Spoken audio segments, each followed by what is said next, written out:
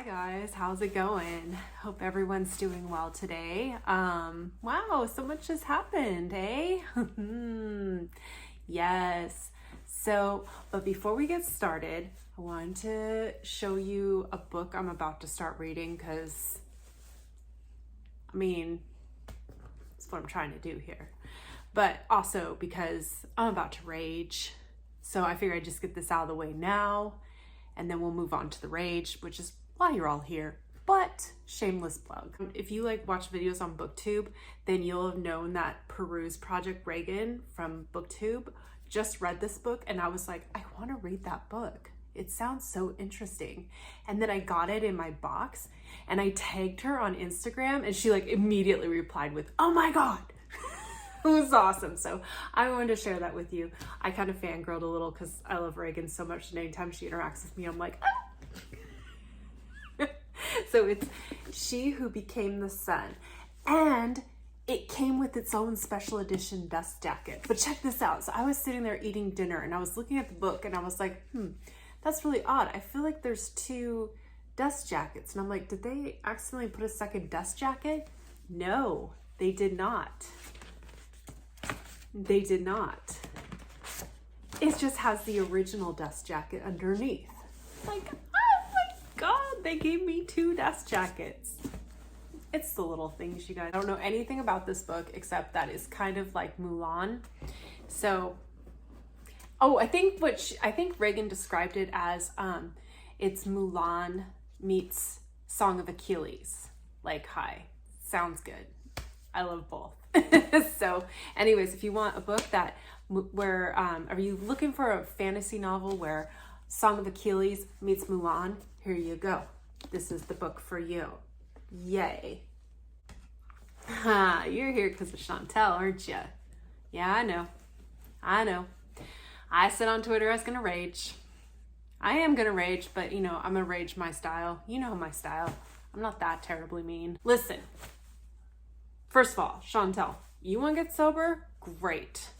Got no issue with that. You want to get sober? That is totally fine.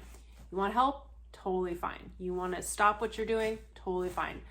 But you cannot gaslight your audience the way you're gaslighting them right now. It's disgusting. Listen, there's no reason for you to act this way. You've brought this all upon yourself and you're trying to pawn this off onto your audience. I'm sorry. Why are you pawning this off onto your audience? What did we do? The fact is that you're sitting here saying that, all these women are sending naked videos to your boyfriend like he's some hot commodity. Who do you think your boyfriend is? Do you think your boyfriend is like Brad fucking Pitt? No, honey, he's not. Sorry, none of us are interested. We're all passing on Mr. Brad Pitt, okay? Ew. Yeah, I dream of a low-level crackhead. Yeah, that's what I want. A low-level crackhead in another country. Yeah, let me send him nudes. Get the fuck out of here. No one's trying to do that. No one.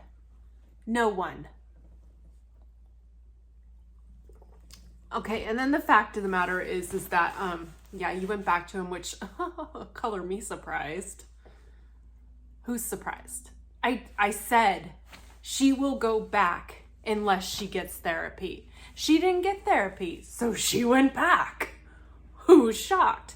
Here's the thing that bothers me. I always try to think about your feelings and be sensitive to your feelings about sensitive topics, and this is a very sensitive topic and I don't want to get it wrong, but I should speak up because I do have some experience. This relationship is incredibly toxic and they may both be abusers in one way or another. That's a thing. You can be in a relationship where both people do commit some level of abuse upon each other. She does act, the way she acts in her rage and her anger leads me to believe that she takes out her anger on people, whether she yells at them or calls them names. Just how she interacts with her chat, it gives me no reason to not think she doesn't treat people horribly in real life, her friends, her family.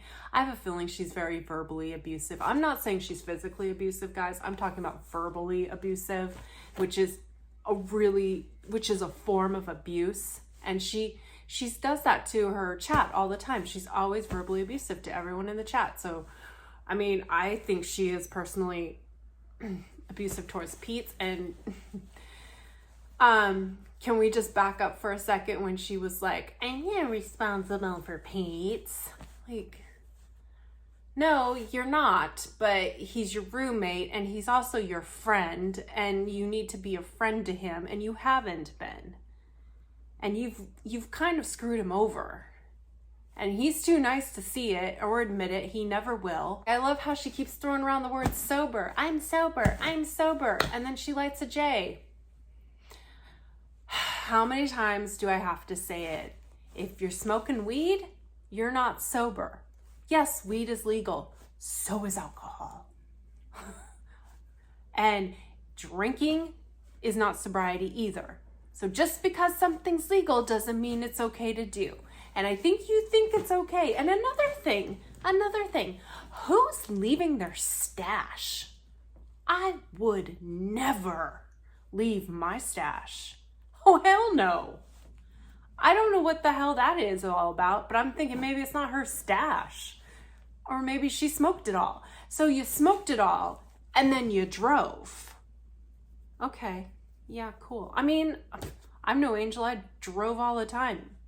But it's been 20 years, and looking back, I'm ashamed of the fact that I did it, and I share it as part of experience, like, hey, don't do that. You're 37.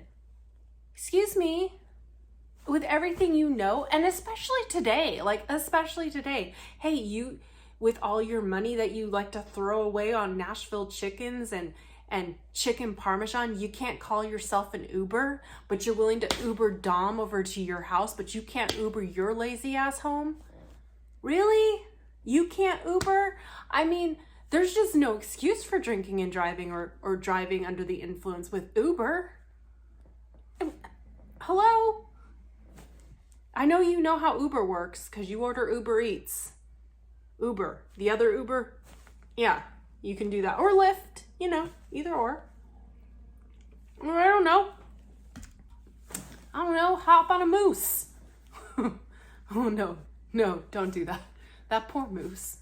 Oh my God. I just had an image of it though. It's kind of hilarious. It's like a cartoonish image. That moose would be like, get off me, bitch. She goes running back to him.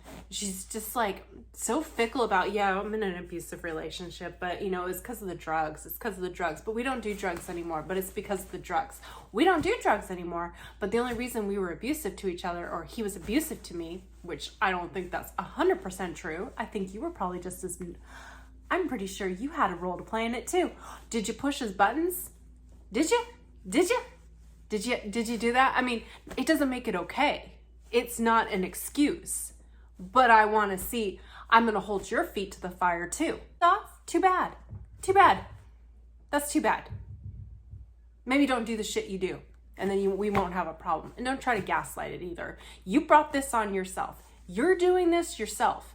See, guys, I am so glad I did all my shenanigans before the internet. Oh, I would not survive.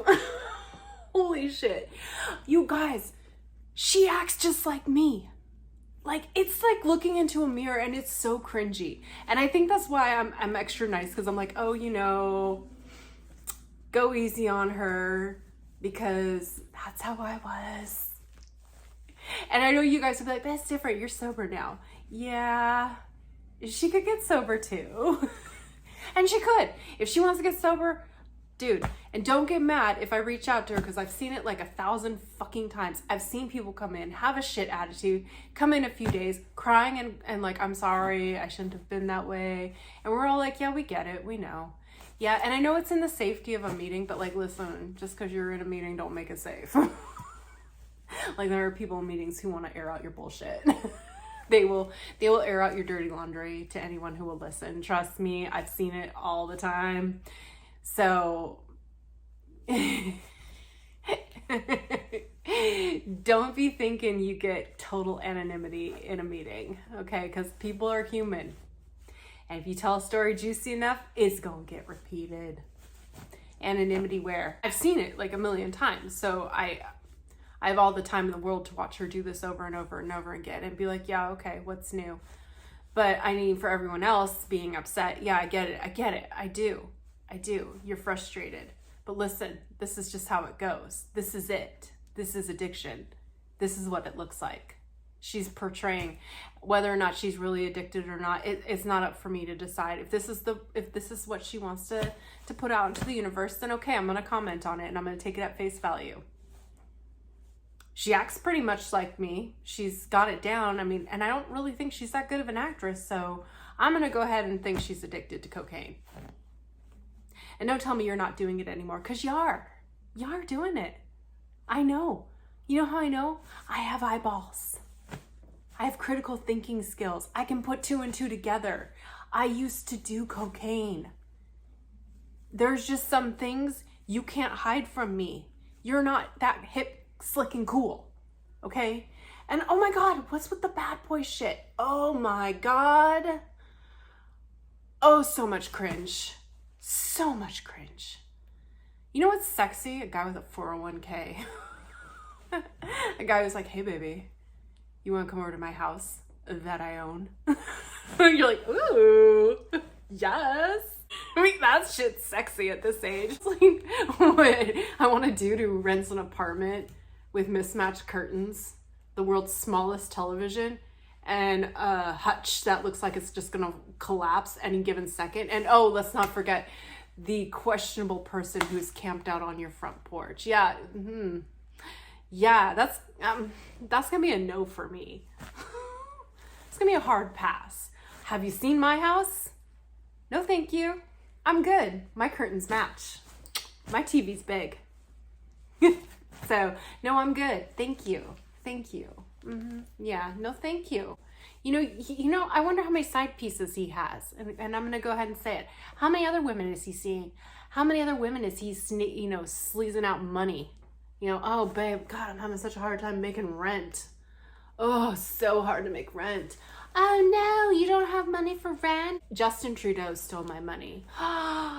Oh, no, Justin Trudeau stole your money? Well, here, let me pay your rent. And then he goes to Chantal and does the same thing. Oh, it's a great one. When you got a drug problem, you hustle.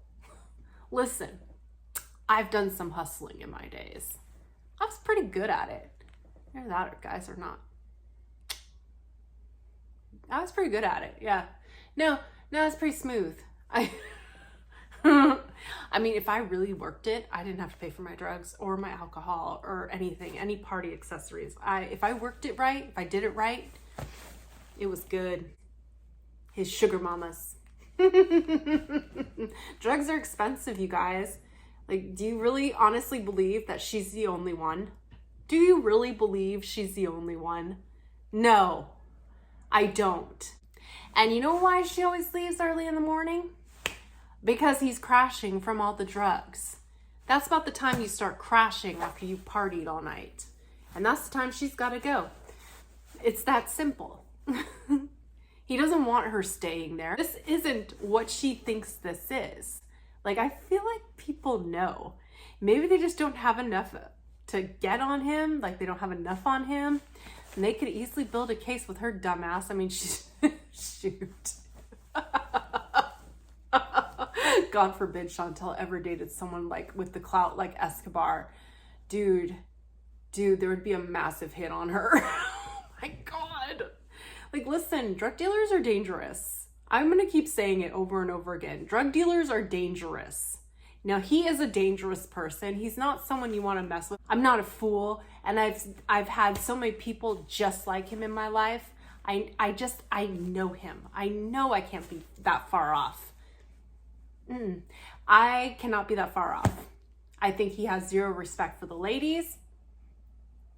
And there's something going on that's sort of highly suspicious with him. So he's not a good person. It's really hard to to prosecute people with domestic violence and stuff. Like, I feel like domestic violence charges are like, it's more in favor of the criminal than the victim. It's like, yeah, prove it. I don't want to sell you guys a fairy tale, okay? This is not a fairy tale.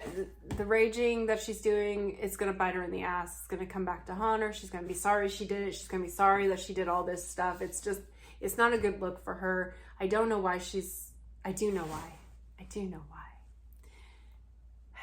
I believe that he is feeding her a bunch of bullshit. He's just feeding her the story, and she's eating it up, and it's all bullshit. It would just take a couple minutes of critical thinking to realize that this is bullshit. Like, I want to keep other people out of it, but I feel like everyone who gets involved with Chantal ends up becoming deeply toxic.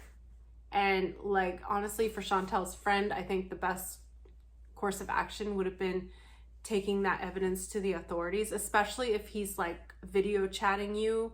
Like, if Cokie is video chatting you and like calling you 30 times. Like, if my husband saw someone like Cokie calling me 30 times, dude, he'd be taking that shit to the cops. That kind of shows me that there's some level of toxicity going on here, where you would rather just put up with this kind of nonsense than go to the police.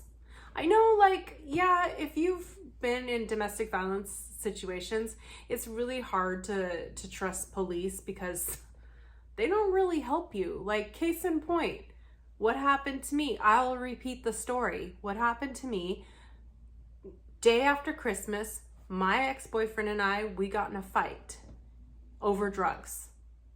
Okay? We both got in a fight. He wrapped the phone cord around my neck and tried to kill me. I defended myself. However, I was very intoxicated. So when the cops interviewed me and I saw my boyfriend, it was the first time I literally saw his face, because like I said, I defended myself because I couldn't breathe. I thought I was going to die. I couldn't breathe. I had this mark around my neck from what he did to me. And I saw my boyfriend, and he had fallen, hitting his nose in the center, on the corner of the coffee table. And he must have, like, I don't know what happened, but he was starting to get a black eye, and he had dried blood everywhere. And I was very drunk, and it made me laugh. I laughed, and I was like, I fucked you up. And that was all the cops needed to charge me, and he got off scot-free.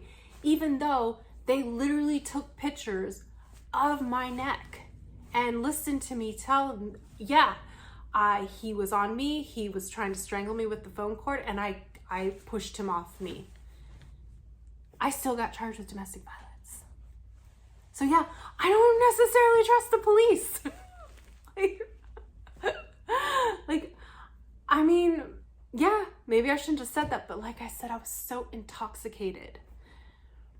But, you know, luckily for me, I got off really easy. And when I went through the whole domestic violence thing, they wanted me to go to AA, but I never was required to go to anger management. What does that say about the police report, about everything? Like, that's how fucked up the legal system can be sometimes, though. I mean, and I don't regret that charge. Like, honestly, looking back, I'm glad that's what had to happen, because, like, God works in mysterious ways. It got me away from him. But still, it's super fucked up. That's what she's doing. I still think it's suspicious. Like, why are you airing out your dirty laundry on a live stream? I know they're not speaking right now, but what's new? I mean, you're both toxic. So I'm just saying, you know, like, unless you really, really don't trust the police. But you never said that. You never said you didn't go to the police because you don't trust the police. So what is it? What is it? I mean, if my life was in jeopardy, I would still call the police. Even after everything I've been through, I'd still call the police. If my life is in jeopardy, I would call the police. I'm just saying. So I want to poke a hole in that story too, big time. Yes, a lot of people with who've experienced domestic violence have great distrust in law enforcement, as you should. Like, they're not always there for you. Like, an order of protection is sometimes a fucking joke.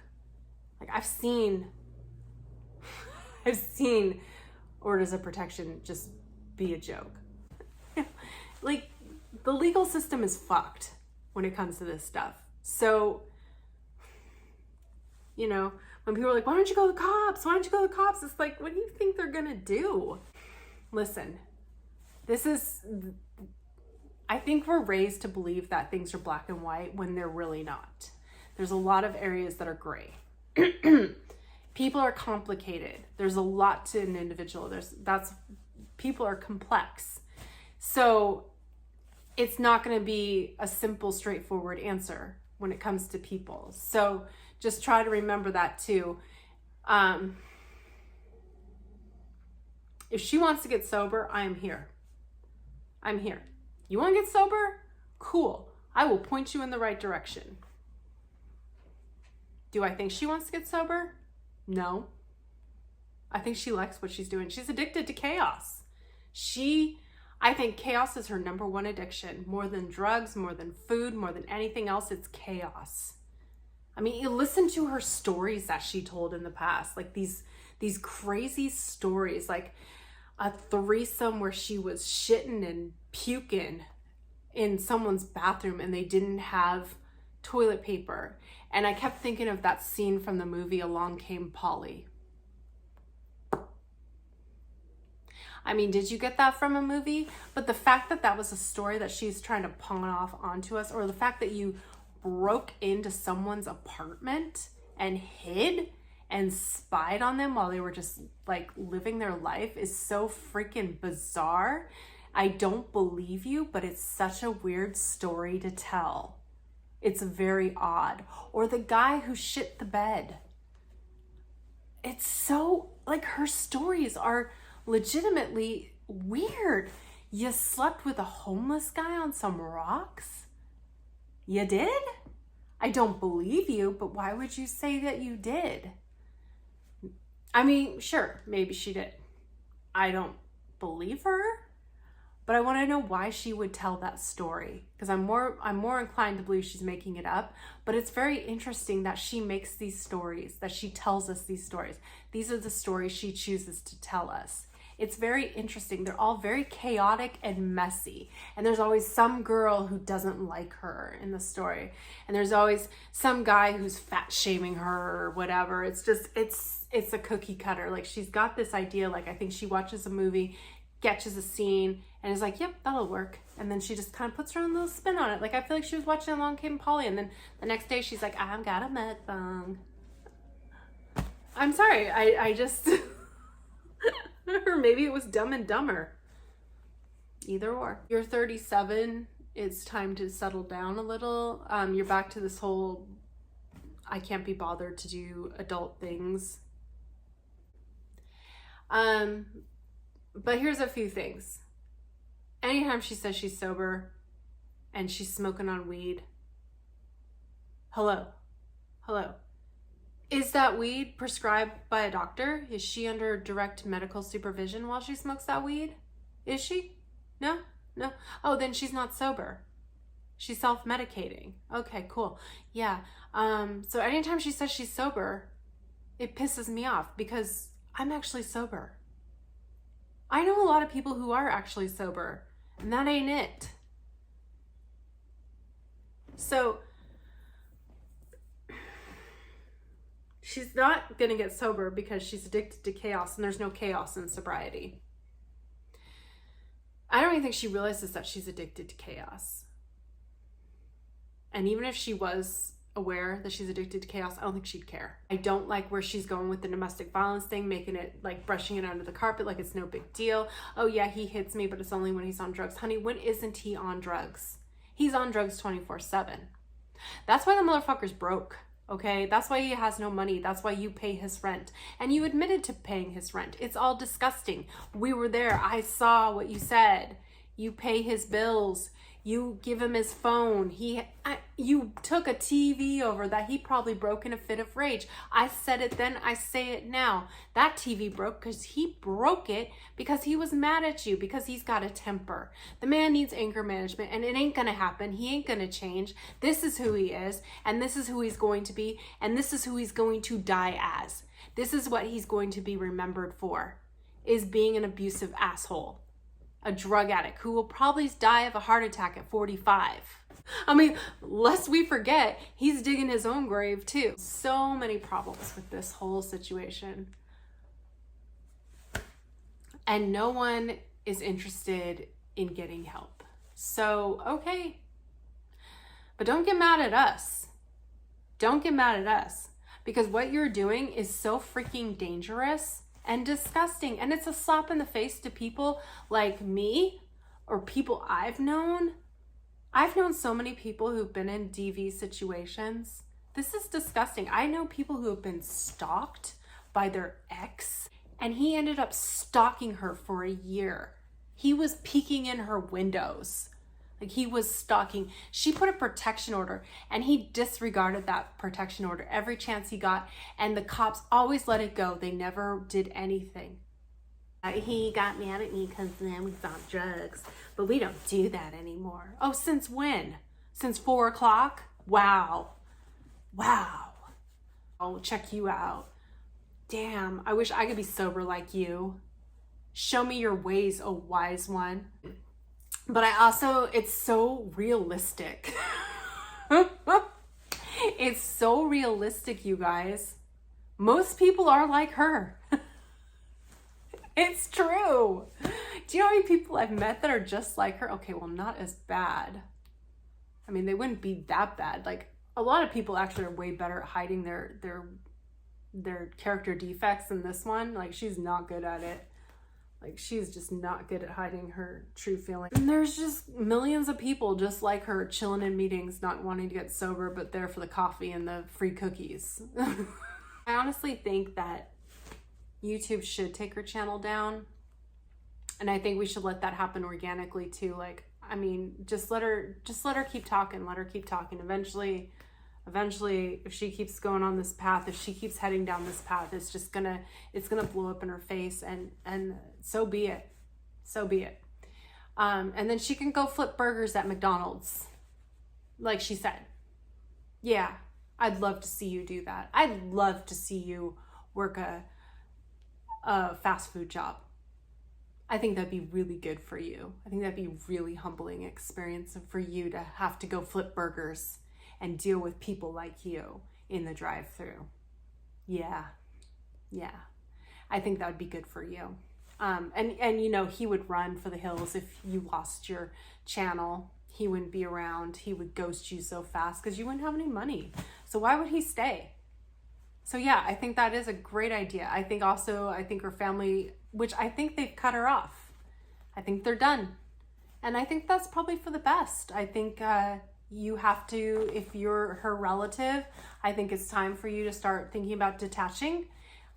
They call it detach with love.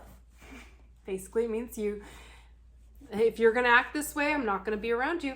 If this is how you want to live, that's fine, but I'm not going to be around. And then Pete needs to leave. Now, that's never going to happen. Never. But we can hope. We can hold out hope that maybe he meets somebody, anybody, and goes off with that person and leaves her in the dust. We can hope for that. Please. And then she'd really have nobody. Oh, you think BB's gonna take her back? No. I hope not. But so then what? Then what does she have? She has no money, no boyfriend, no nothing. She's just flipping burgers at McDonald's.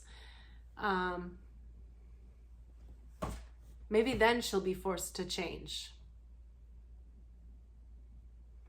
So I don't know, but there's always, the thing is though, there's always someone you can manipulate. So who's to say?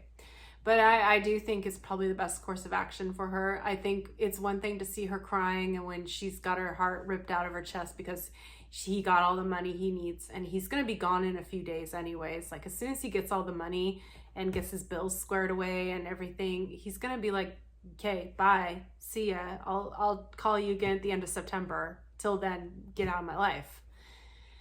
And then he'll go sleep with hotter chicks. I mean, let's be honest here. He thinks he's God's gift. He really does. So, all right, cool.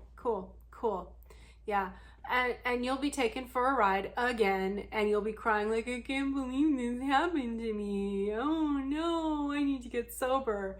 And I'll be like, okay, you want to get sober? And then the next day she'll be backpedaling so well, no, not really. Like, that's what I thought. Do you really want to get sober? Do you really want to get sober? Do you really?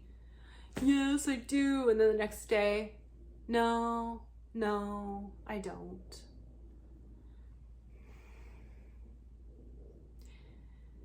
You can't get help if you don't know what the problem is. She doesn't even know what the problem is. I think sometimes she's aware, but those moments are fleeting.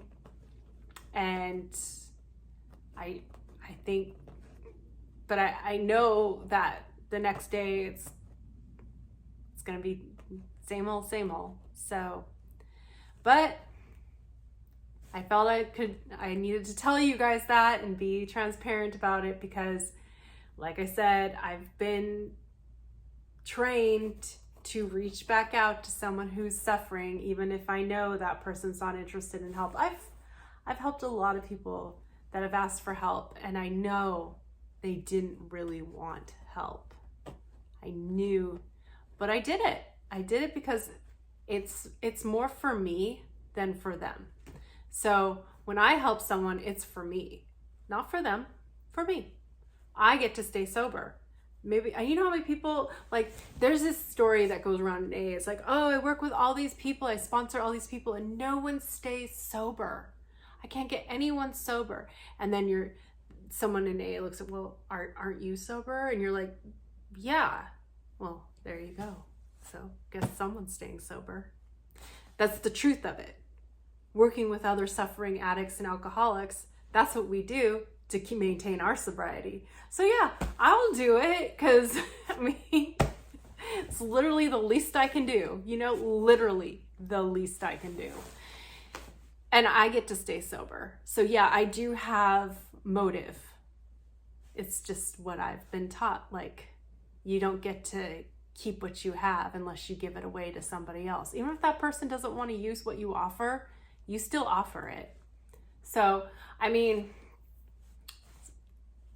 for everyone else who doesn't have to do that, then, don't even worry about it. Like, you don't have to. But I just wanted to explain that to you. It's kind of a unwritten rule that we do. We keep what we have by giving it away to others. Like, the fact of the matter is when I came into the rooms and I was suffering and people were there for me, they hugged me, they told me to keep coming back, they invited me places, they included me in all sorts of activities, they made me feel a part of the group, and the only thing they told me to do in return is to do that to the next person who walks through those doors, to do the same thing, to give that person a hug, and to tell them you're glad they're here, and to keep coming back, and to be like, oh yeah, we're going out for coffee, do you want to come? And then be like, oh, me? Yeah, do you want to come? Sure. Yeah, it's that simple. It's that simple. That's all we do. So that's what I do. That's who I am. It's what I've done for 20 plus years, you guys. So sorry. I don't want you guys to think I'm being buddy with her or anything like that, because I'm not. I'm not stupid either. Like, I've sat with people in coffee shops and they're like, and I'm like, yeah, this person's not getting sober, but it's fine, because I'm sober, and that's what matters. So anyways, I've been going on for quite a while. I think I've said enough. Please reach out. Don't be a secret. Like, you can't save your face and your ass at the same time. And if you're really struggling, let the face go. The ass is more important. Okay, it's always more important to save your ass. And just do that. If we can get anything out of it, then we can help each other get through tough times and all that stuff. And then hey, this all been worth it. Then it's all hasn't been for nothing. Like, even if I'm getting somebody sober right now and I'm not even aware of it, then my job is done. I'm glad that this got somebody sober. That's great. That's all I ever wanted. So that's all I want. It doesn't have to be Chantal, but by me speaking into this camera might get somebody sober, and I'm not going to turn that shit down for a second. And that has nothing to do with ego. That's just, I don't want another person out there dying, because that shit sucks. And you're better than that. Everyone's better than that. No one's below that. So yeah. So, I mean, if you need help, if you're struggling, reach out. People will reach back. I promise. It's not as scary as you think. So anyways, that's all. Everyone have a good night. And go check out this book, yo. And go easy on yourself. You're doing the best you can. If no one's told you that today, believe that. We're all just doing the best we can. That's all we can do. So just keep on keeping on, okay? All right, you got this. Okay, so anyways, that's all. Thank you. Toodaloo.